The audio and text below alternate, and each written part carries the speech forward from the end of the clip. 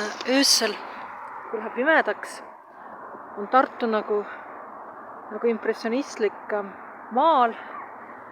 Et see, mis paistab lähedalt, ei ole nii, nagu on kaugelt. Ja sa mõtlesin, ma räägin natukene Prantsuse impressionistidest. Prantsuse impressioniste ma nägin Hongkongis, kuhu olid veetud siis oli Hongkongi džokide klubi, tõi Prantsusmaalt kohale Cézanne'i ja Renoiri.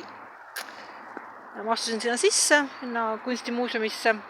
Kunstimuuseum on seal täiesti tasuta, aga impressionistide vaatamise eest võeti Eesti rahast mingi circa 3 eurot. Mõelge, millises Eesti muuseumis te saate 3 euro eest Prantsuse impressioniste vaadata. Ja nad on siin geograafiliselt lähemal kui kindlasti Hiinale. Aga miks ma sellest kiiresti tahtsin rääkida nendest impressionistid on see, et impressioniste korralikult vaadata, peab vaatama neid kaugelt ja siis peab vaatama hästi lähedalt, et ninaga nuuskima mööda lõuendit, et näha, kuidas need maalid on tehtud.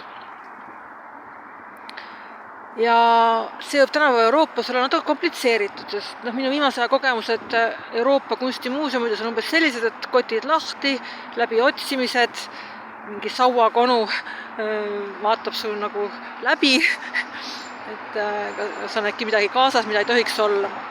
Aga Hongkongis ei olnud mingisugused turvameetmeid. Et mul oleks võinud see terve kott olnud suppi täis olla ja enamikel maadel ei olnud ka klaasi ees.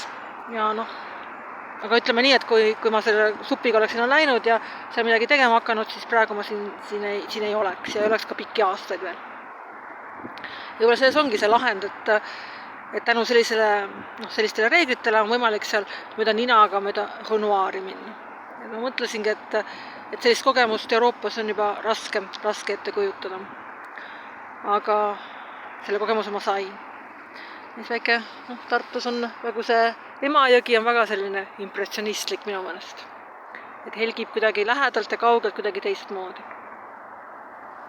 See oli selline lühimõtisklus impressionistidest, keda on võimalik veel mõnel pool maailmas nii vaadata nagu peab, ehk siis kaugelt ja ka ninaga mööda lõuendit nuuskides.